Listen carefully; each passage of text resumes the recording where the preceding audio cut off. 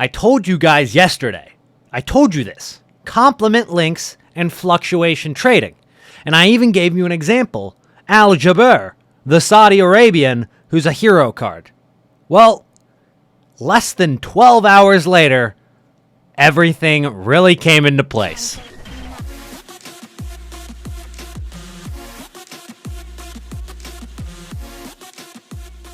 What's going on, guys, and welcome back to another Trading to Glory episode. And today, I just want to make it kind of a part two from yesterday's video about complement and fluctuation trading. Because, as I said, that Al Jaber card ended up being a perfect example to use. Let me go ahead and show you guys. As we head over to the game right now, you can see Al Jaber is at 132,000 coins. Now, yesterday I said the only reason he's above 70k is because of the fact that Anderson Talisca has an SBC out. And that's the only way people would be making a team around Al Jaber. Well, we went out and we said, okay, well, Talisca had 2 goals this weekend. That means that his card could get an upgrade already for a ones to watch. His Talisca card could go from 82 to 84. And what do you know? It did. And what do you know? Al Jaber is a complement link to Anderson Talisca, guys. Of course, he's going to rise in price. So I got 6 of him. And you always wish you bought more on a successful trade. But I got him for 90 and another 90 right there.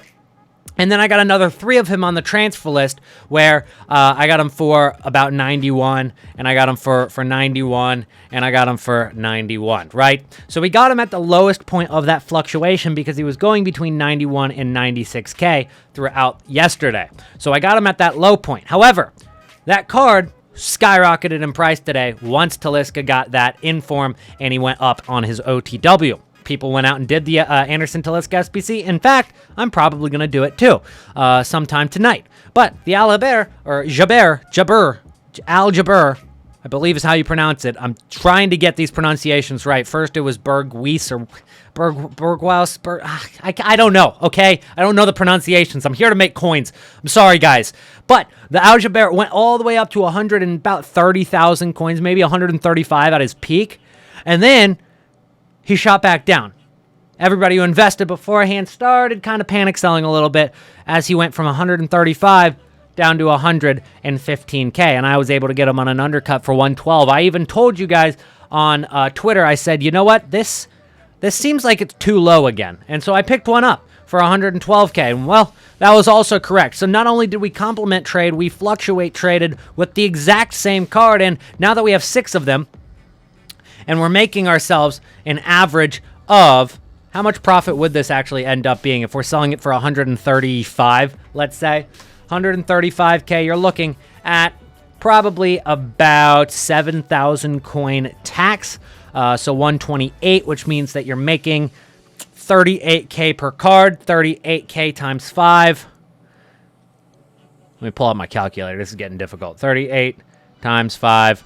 190k on that one, and then another about 10,000 coins on that one that we got for 112 on the fluctuation trade, guys. So we're ending up making about 200,000 coins on 6 cards. That is what I call a very successful complementary link trade. So that's what you got to be looking out for. So if we end up getting an objective that's like a Joseph Martinez objective that gives you a really nice 87 rated Joseph Martinez card, but because he's from Venezuela and because he's in MLS, he doesn't really link to anything. Well, you're probably looking at Clint Dempsey's hero card as that complement link. Hero cards are going to be great complement links for a lot of different cards throughout the year. The ones that are in the top leagues, maybe not as much, although if we did end up seeing, like, I think I used the example of a Scream card Hummels, then there would be possible maybe a Lars Ricken would rise, maybe Kohler, the center back, German, would rise in price. So those would still be good complement links, and it works really well when there's not too many options. And as you guys see, not too many options in the Saudi League to make Anderson Talisca work. So you just literally go with maybe Paulinho, who also on a lower budget was a great card to pick up. And I didn't even think about this card. I actually wasn't even fully aware that Paulinho was in the Saudi League until this morning. but he skyrocketed up to 7,000 coins. He was like 3.5K. He doubled in price. So that was a great low budget flip for a lot of my viewers who ended up picking those up. So if you ended up thinking outside the box and picking up a Paulinho, big ups for that, guys. Anyways, we're going to start this episode with some profit, and then we're going to look and see what is Division Rivals going to end up doing to the market. So let's head into that too. We were able to pick up another undercut. This one, Algebra for 105. He's actually 122 right now, so that's already 10K profit, even if I sold right now. Nice little 10K profit. I'll probably turn that into at least 15K profit because I'm trying to sell my Algebras for 130 at least. There's only 5 less than 130 right now. He's super rare. It's just late at night. People aren't on the market quite as much. I think I'll be comfortable to sell this card a little later into the night after Div Rivals are over and all that. So I'll probably just end up listing them overnight for 6 or 12 hours or something like that. But yeah, pretty good profit. Adding another couple K to it with that little snipe. To finish off today's video, we're going to be talking about division rival rewards and how they really impact the market every week, and how you shouldn't be panic selling before division rivals. In fact, you should probably be doing the opposite and buying a few cards to flip. Flipping cards on Thursday mornings is going to be very, very easy this year, guys, because there's an opportunity to buy kind of towards the end of the day on Wednesday, maybe into Wednesday night, where you can pick up some pretty good deals on cards that are meta, and you can sell them into the morning on Thursday. The thing about it is, on Thursday, we will see marquee matchups, and we will also see hype for ones to watch Team 2. So those are some things you got to watch out for, at least this week, and for future weeks, obviously, marquee matchups is every single week, and the supply from that can impact the market, especially this early in the year. However, as you guys see, we've got a Bruno that we got for 124. We got a Dembele for about 60, and right now the market is quite low, and we're still a few hours away from division rival rewards. In fact, they're out actually in about 30 minutes, so it's a lot closer than I anticipated. And right now the prices are quite low, and what we can actually expect is these prices to rise over the course of maybe like 10 hours after rival rewards are released. Just maybe more about 8 hours. About 8 hours after rival rewards are released, not after 6 p.m. UK. That's when it gets a little bit hectic, and you should have already sold all your cards by then. But let's take a look at another card that I picked up, which was Kimmich here, that you can see I've sold for 63,000 coins. I sold the Kimmich for 63K, but I got it for 54,000 coins. And in fact, I just went and took the profit because I want to make sure that I get these quick flips in, because he's volatile enough to where he could maybe drop back down to 55,000 coins. And if he does, and as you can see, he has dropped 3,000 coins since I sold him, then I'll be able to pick up another one and then sell it back on for 64,000 coins, maybe 65 or 66 in about 5 or 6 hours from when I'm recording this. So he's back down to 60, so we'll keep an eye on him. And Bruno Fernandes, obviously a very meta card. Everybody loves to use Bruno. I picked him up for 124,000 coins. He's up to 127 already, and we're going to need him to rise a little bit higher than that. There's a few for 129, just one page of them right there. And once you hit 130, that's pretty much the coins back range, and then anything above that is profit. Preferably, I stick with the cards that are under 80,000 coins, because then the tax isn't quite as much. You don't have to wait for your card to rise up a decent bit before it's entering into the profit range. So I like to go with cards that are less than 80K for the quick flips, just because of the return on investment. It might not make you as many coins total, but if you're putting all of your coins into a couple of big investments and you're only getting, maybe 8K per card back, if you make 8K per card, but it's only 3 cards, you made 24K, that's great.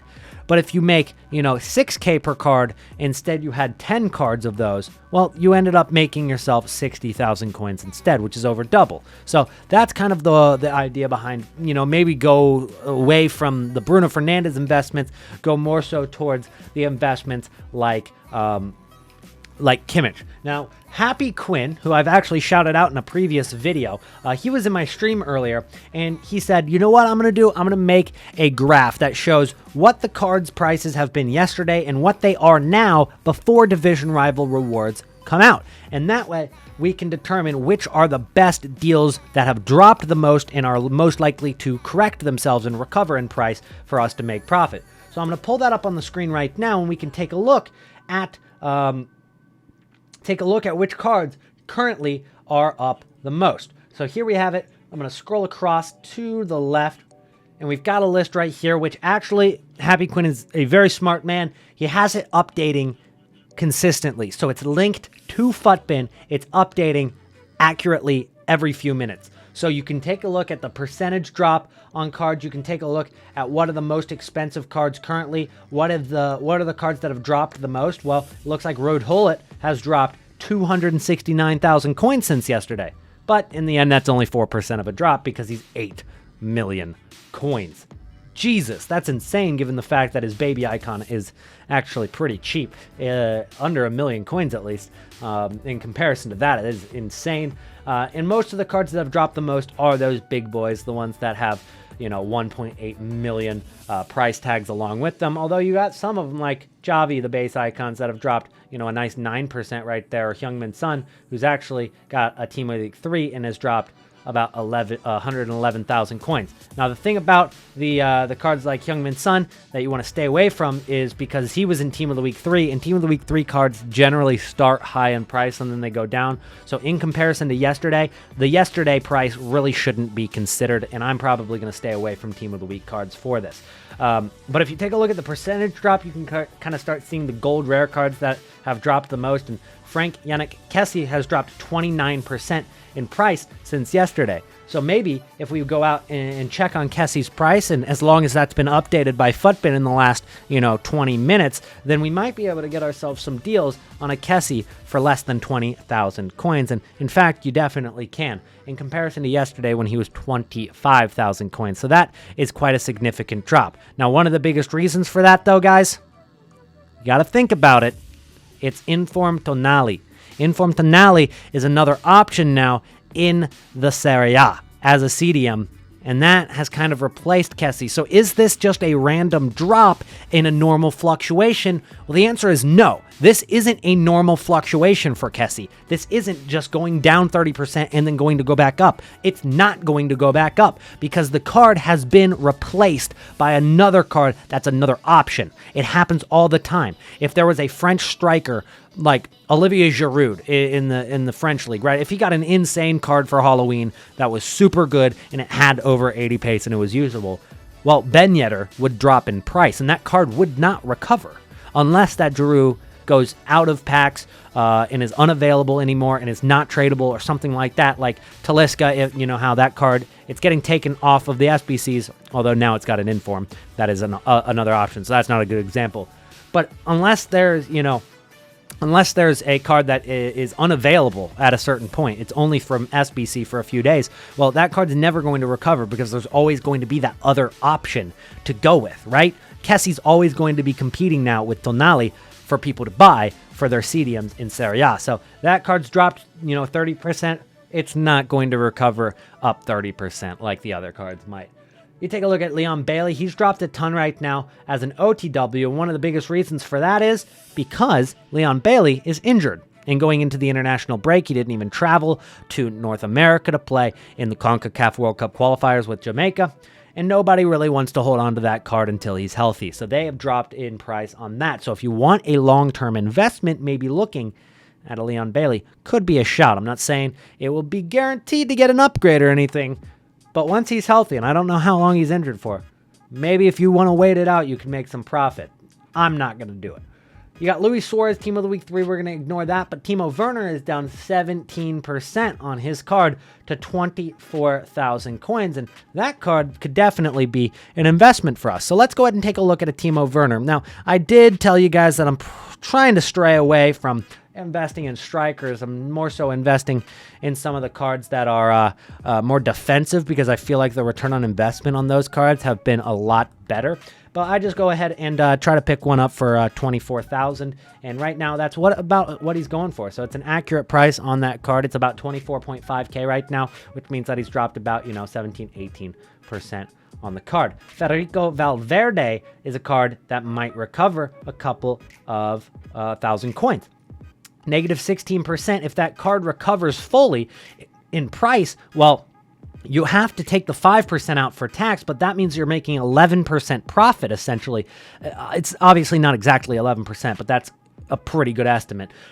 You're making 11% profit on that card for each card that you buy, as long as it recovers from 24 to 28 after rival rewards. And there's really not too much reason it wouldn't, as long as you sell at the right time and you don't get greedy and hold until all the hype from Thursday begins at 6 p.m. UK. Joe Gomez, 22,000 coins. Love that as well. That's a defensive card as well, and that's one of the cards that I might actually go pick up. And while I'm showing you guys this list, I'm actually going and checking and making sure these prices are accurate. And in fact, they are. They are updating pretty accurately. Right now, you can get a Joe Gomez actually for 22,000 coins. And I just picked up one with an anchor I'll show you in a second. So I got that one for 22K. Heung-min Son Team of the Week 3. You don't want to invest in a new Team of the Week card. That is a terrible idea. Ben Yedder actually down 15%. We just mentioned him. Aaron Wan-Bissaka down about 15%. 2,000 coins on his card. So one of the lower budget cards for sure, but definitely a card to take a look at. Erling Haaland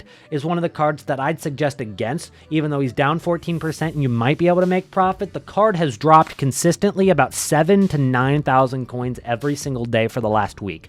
He has gone down 7 to 9K every single day. You are fighting a downhill battle on that one, and that's not in the normal sense of that metaphor. It's not a good downhill battle. All right, you're the one going uphill. And his price is the one going downhill. So that is the tough one in terms of flipping. Aubameyang, Jules Koundé. I actually picked up a Koundé for my new squad, which will actually be a double upload today. We've got a best possible 100K squad, and Koundé is actually in that squad. So I actually have him as an investment in my new team. Rui Costa, Youngberg, Tim Cahill down 11%. Impressive. And you can scroll all the way down this list, and I'll leave it in the description for you guys to take a look at. But you can scroll down the list, and it's got a bunch of cards all the way down to 0, and then you've got the cards that have risen the most. In fact, we invested in the card that ended up being the best investment for the day, which was Sami Al-Jabeur. We ended up making the best possible investment over the last 24 hours, which is awesome to see that, we picked out the one card that rose the most, and that was Al-Jabeur, which is at 126K right now. And in fact, it's been selling for 130 to 135. I've actually sold a few already for that price, so even more than 24% if you think about it. And also, 101 for the price yesterday, we were getting them for 90. We were getting them for 90. All the cards for 90, so that's sick. But yeah, I'll leave that link down in the description below. As you guys can see, we picked up a Joe Gomez. I think that'll be a good flip. It'll be a good profit for that card, and we can put that on our transfer list and just flip it in a few hours. I'm actually going to go to sleep, so I'll probably just list it up for 6 hours for, I might go for 4,000 coin profit on that card. Nothing insane, nothing crazy, but just enough to where it's worth buying and selling it on for. But that's going to be it for today's video, guys. If you did end up making it to the end of the video, go ahead and comment down below. I actually didn't think of a fruit for you guys to comment down below, so we're switching it up to vegetables. And today, you're commenting broccoli down in the comment section down below. So if you made it to the end of the video, go and comment that or drop the emoji, and I'll make sure to heart everybody who does comment that down below. Really appreciate you guys supporting the videos. It's been an absolute blast daily uploading for you guys, and today we do have a double upload as well. But I'll see you guys later today in that video. Hopefully you stop by in that as well. So I'll see you then. Peace out.